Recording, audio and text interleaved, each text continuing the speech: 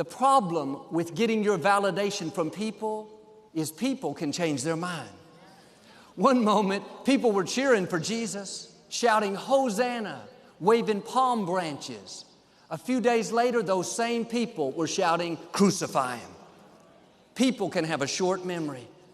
People can go to sleep. And if you're getting your value based on what people give you, how much they compliment you, then if for some reason they stop doing that, you'll forget who you are. Your self-worth is coming from them. Quit relying on people and go to God. You don't need their approval. You have God's approval. But in life, we all go through Gethsemane. We all have disappointments and things we don't understand. But I've learned God gives us grace for every Gethsemane, grace for every unfair situation. It's very freeing when you can look at the people that have left. You can look at the disappointment and say, "Sleep on." Amazing things are up ahead if you don't give up in Gethsemane. Yes, there will be crosses to bear, betrayals, setbacks. But can I encourage you, if you keep moving forward, there will be resurrections. There will be new beginnings, times where God pays you back for what was unfair, times where God catapults you years ahead. Don't get stuck in Gethsemane. Don't let the sickness cause you to become bitter.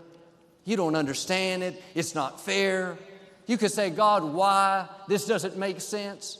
Or you can look at the frustration, the discouragement, the fear, and say, "Sleep on. I'm not going to drag through this day defeated. I may be in Gethsemane, but I know a resurrection is coming." Gethsemane doesn't have to stop you. God wouldn't have allowed it if it wasn't going to somehow move you toward your purpose. The next time that coworker is rude to you, instead of being upset, just smile and say, "Sleep on." When that car cuts you off in traffic, instead of saying what you normally say, try a new approach, "Sleep on." You're not approving their behavior. You're not enabling them. You're simply saying, "Your actions are not going to control my life. This traffic is not going to ruin my morning. This setback is not going to sour the rest of my future." Maybe you need to tell your past, "Sleep on." You had a tough childhood. You went through a rough divorce. You lost a loved one. Tell the hurts. Tell the questions. Tell the failures. Sleep on. I've learned you're either feeding your history or you're feeding your destiny, but you can't feed both. You're either looking back, living in regrets, thinking of everything that went wrong, or you're looking ahead, saying, "God, I know what was meant for harm, you're turning to my advantage. I know you have beauty for these ashes. I know weeping endures for a night, but joy is coming in the morning."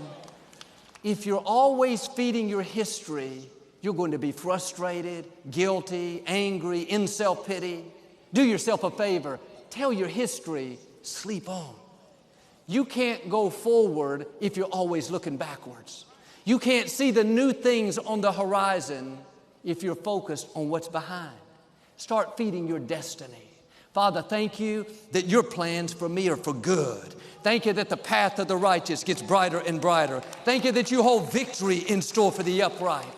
If you'll get your mind going in the right direction, your life will go in the right direction.